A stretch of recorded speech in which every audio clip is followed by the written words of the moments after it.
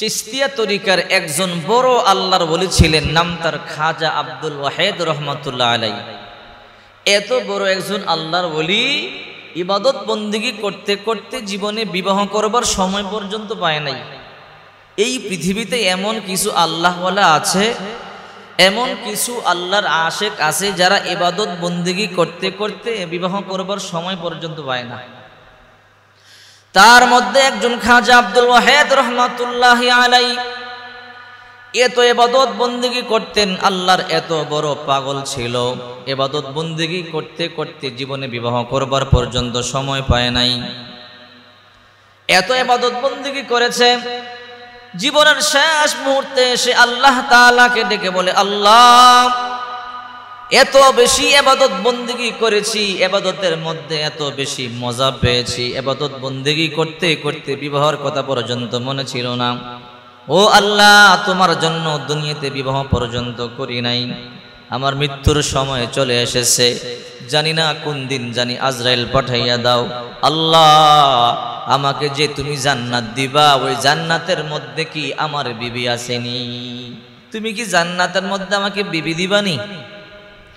আল্লাহ পাক রব্বুল আলামিন বলে, হে আমার বন্ধু খাজা আব্দুল ওয়াহেদ, হ্যাঁ হ্যাঁ, আমি তোমাকে দুনিয়ার মধ্যে তুমি বিবাহ করো নাই, আমার প্রেমে পড়ে ইবাদত বন্দেগী করে করে জিন্দেগি পার করে দিয়েছো।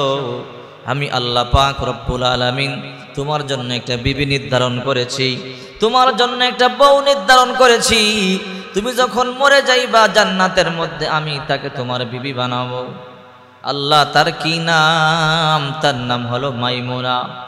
সে এখনো দুনিয়ার জমিনে আছে, সে একজন কালো দাসী।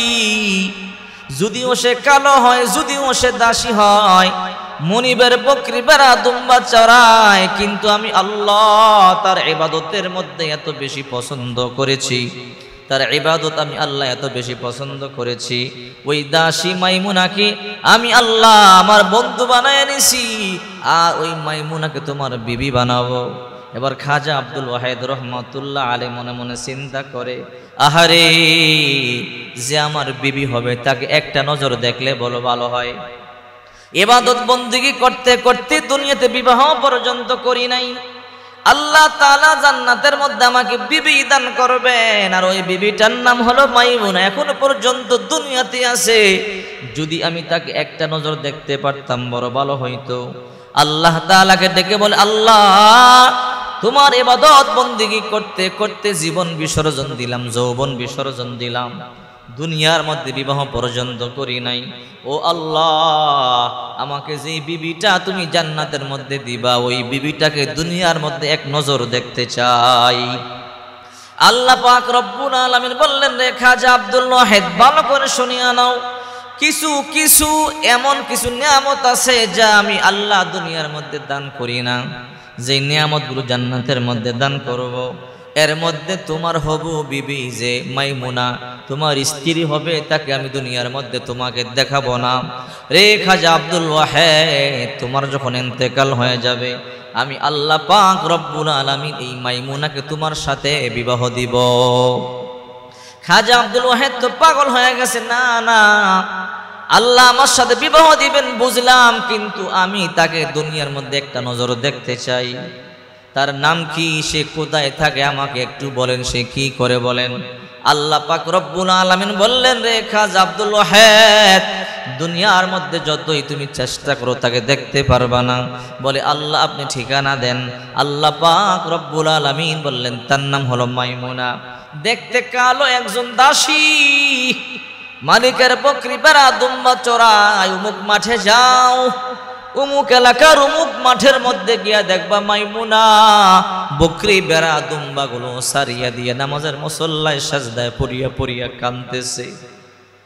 আমার ওই বান্দির ইবাদত আমার কাছে এত বেশি প্রিয়, আমি আমার ওই বান্দির এত বেশি ভালোবাসি, আমার ওই বান্দিকে আমি তোমার বিবি হিসাবে নির্ধারণ করেছি, জান্নাতে আমি তোমার সাথে তার বিবাহ দিব।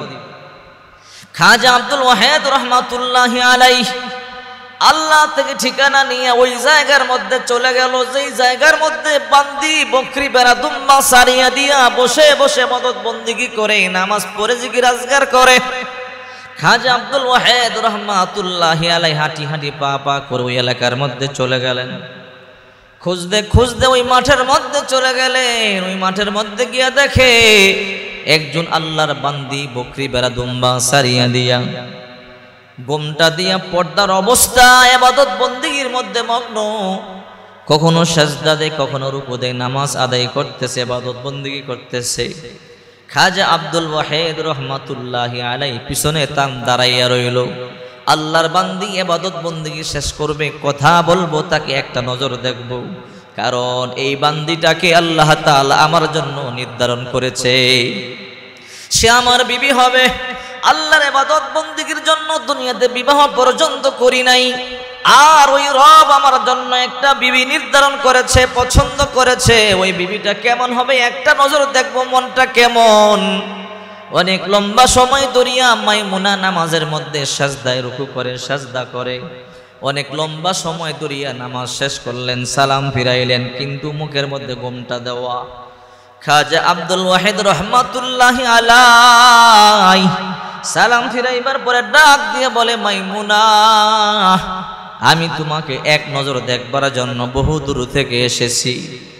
মাইমুনা বলে, কি গো খাজা আব্দুল ওয়াহেদ, তোমার সাথে আমার দেখা হওয়ার কথা জান্নাতে, তুমি দুনিয়াতে আমাকে দেখবার জন্য কেন চলে আসলা? চিন্তা করে দেখেন কেমন আল্লাহর ওলি। এইবার খাজা আব্দুল ওয়াহেদ রহমাতুল্লাহ আলাইহি বলে, রে মাইমুনা, আমি যে খাজা আব্দুল ওয়াহেদ তোমার কে বলল? আর তোমার সাথে আমার জান্নাতে দেখা হবে ওই কথা তোমাকে কে বলল? আর আমি তো পিছনে আসলাম, তুমি কেমনে জানলা? মাইমুনা বলে, রে খাজা আব্দুল ওয়াহেদ, আলমে আরোহার জগতে, রুহের জগতে তুমি আমি পাশাপাশি ছিলাম, তোমার গ্রান আমি পাইছিলাম। এই গ্রান দুনিয়ার মধ্যে আজও পর্যন্ত পাই নাই। এখন আমি এই গ্রান পাইতেছি, আমি বুঝলাম তুমি আমার আশেপাশে আছো, কারণ তোমার ওই গ্রান আমি আলমে আরোহাতে পাইছি। আর দুনিয়াতে তুমি এখন আমার কাছে আসছো বলেই আমি এই গ্রানটা পাইলাম, বুঝতে পারলাম তুমি আমার নিকটে আছো। আল্লাহ তাআলা তোমার জন্য আমাকে নির্ধারণ করেছে, আমি তোমার বিবি হব জান্নাতে। দুনিয়াতে দেখার অধিকার আল্লাহ তাআলা তোমাকে দেয় নাই।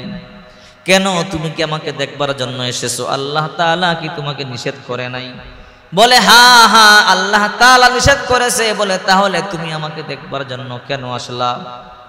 আমাদের দেখা হবে জান্নাতের মধ্যে।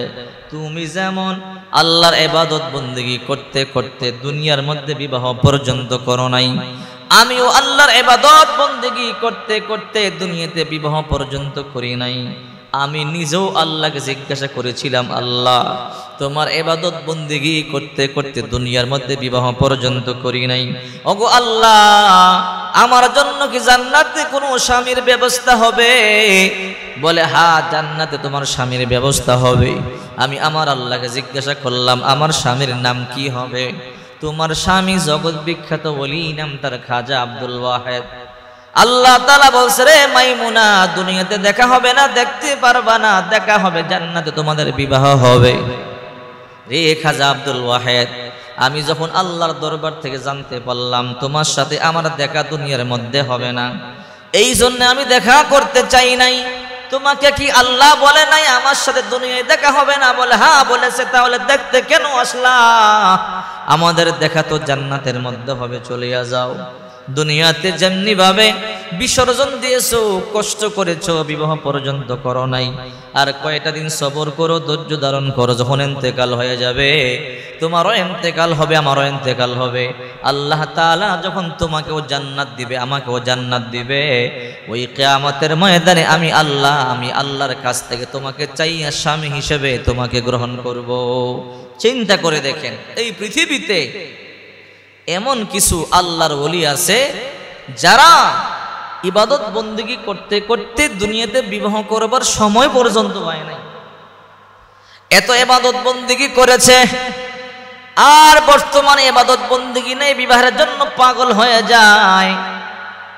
15 বছর পার হতে না হতেই মাকে বলে, মা আমাকে তাড়াতাড়ি বিবাহ দিয়ে দাও। অনেক যুবক আছে বিবাহের জন্য পাগল হয়ে যায়, পিতা মাতা বিবাহ না দিলে জোর করিয়ে বিবাহ করিয়া নাই, মেয়েকে নিয়ে পালিয়ে যায়। 1 বছর 2 বছর 3 বছর পরে বাড়িতে আসে একটা বাচ্চা নিয়ে, মনে মনে চিন্তা করে এখন তো বাচ্চা হয়ে গেছে, আব্বা আম্মা নাতি পুতি পাইলে খুশি হবে, বাড়িতে চলে যাই। বাড়িতে আসিয়ে বলে, আব্বা জান 2 বছর আগে বিবাহ করেছি, তোমাদেরকে বলবার সময় পাই নাই, এই তোমাদের নাতি। চিন্তা করে দেখেন, রমনা বটমূলে গিয়া বটগাছকে দরিয়া বলে, বটগাছ সাক্ষী তাক বিয়ে করে নিলাম, এই বিয়ে হারাম হবে, এই বিয়ের মাধ্যমে যেই সন্তান হবে সেই সন্তান যারও সন্তান হবে। কারণ বিয়ের মধ্যে অবশ্যই মহারানা লাগবে, মহারানা হলো ফরজ। আল্লাহ পাক রব্বুল আলামিন বলেন, আতুন নিসা আসদকাতিহিন্না নিহিলা ফাইন তিবনা লাকুম আন শাইইন মিনহু নাফসান ফাকুলুহু হানিআম মারিআ। বিয়ের মধ্যে মোহরানা দেওয়া হলো ফরজ। আল্লাহর আইন হলো তোমরা তোমাদের বিবিদেরকে মোহর দিয়ে দাও, স্পর্শ করবার আগে দেওয়া হলো উত্তম। এই মোহর দেওয়া হলো ফরজ, দেওয়াই লাগবে, না দিয়ে মারা গেলে জাহান্নামে যাওয়া লাগবে। তবে হ্যাঁ, যদি তোমার বিবিরা তোমাদেরকে কিছু অংশ দেয় তা তোমরা ব্যবহার করতে পারো, তা তোমরা ভক্ষণ করতে পারো, কিন্তু দেওয়া লাগবে, না দিয়ে কিন্তু উপায় নাই। আমাদের সমাজে এমন মুরব্বী আছে বিবাহের 50 বছর হয়ে গেছে, নাতি পুতি হয়ে গেছে, এখনো পর্যন্ত মোহরানা আদায় করে নাই। আল্লাহর কসম করে বলি, আল্লাহর দরবারে অবশ্যই জবাব দেওয়া লাগবে, আল্লাহর কাঠগড়ায় অবশ্যই দাঁড়াতে হবে। এক সাহাবী এসে বলি, ইয়া রাসূলুল্লাহ আমি বিবাহ করব। রাসূল করিম সাল্লাল্লাহু আলাইহি ওয়াসাল্লাম বললেন, তুমি যে বিবাহ করবা মোহর আসেনি। রাসূল গো, আমার মোহর দেওয়ার মতো কোনো কিছু নাই। রাসূল করিম সাল্লাল্লাহু আলাইহি ওয়াসাল্লাম বললেন, মোহর না দিলে বিয়েতে হবে না। ওই সাহাবী বলে, ইয়া রাসূলুল্লাহ মোহর দেওয়ার মতো আমার তো কিছু নাই। রাসূল করিম সাল্লাল্লাহু আলাইহি ওয়াসাল্লাম বললেন, আল্লাহর আইন, আমার কিছু করার নাই, মোহর ছাড়া বিয়ে হবে না। ও সাহাবী, অন্তত 1 বক্স খেজুর আনতে পারবা কিনা বলো। ওই সাহাবী বলে, ইয়া রাসূলুল্লাহ হ্যাঁ 1 বক্স খেজুর আমি আনতে পারবো। রাসূল করিম সাল্লাল্লাহু আলাইহি ওয়াসাল্লাম বললেন, তাহলে যাও 1 বক্স খেজুর নিয়ে আসো। ওই সাহাবী 1 বক্স খেজুর নিয়ে আসলেন। রাসূল করিম সাল্লাল্লাহু আলাইহি ওয়াসাল্লাম ইজাম কবুল মাধ্যমে বিবাহ পড়াইয়া দিলেন, খুতবা পড়াইয়া।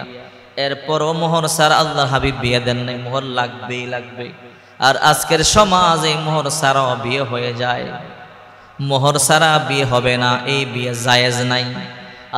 আল্লাহর আইন হলো তোমরা বিয়ের দিন মোহর আদায় করে দাও। তবে হ্যাঁ, আপনি যদি মোহর আদায় না করেন জাহান্নামে তো যাবেন। কিছু অংশ যদি আপনার বিবি আপনারে দেয়, আপনি ব্যবহার করতে পারবেন, কিন্তু দিতে হবে। না দিয়া মুজাইয়া যে আপনি মাপ পাবেন, সেটা কিন্তু সুযোগ নাই। এই জন্য আমি বলি, হে যুবক ভাইরা, যুবতী বোনেরা, অনেকেই নিজেরা বিবাহ করো, মোহর ছাড়া বিবাহ করবা না। আল্লাহর আইন মানতে হবে, না হলে বিয়ে হবে না। তাহলে জিনা হবে, তোমাদের সন্তান যা হবে, যা তোমাদের সন্তান যারও সন্তান হবে।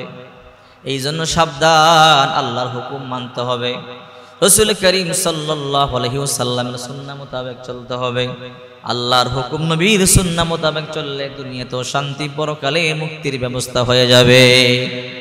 আল্লাহর হুকুম নবীজির সুন্নাহ মোতাবেক চললে ইমানি হালাতে মৃত্যু হবে, আর ইমানি হালাতে মৃত্যু হলে আল্লাহ পাক রব্বুল আলামিন বিনা হিসাবে জান্নাত দিয়ে।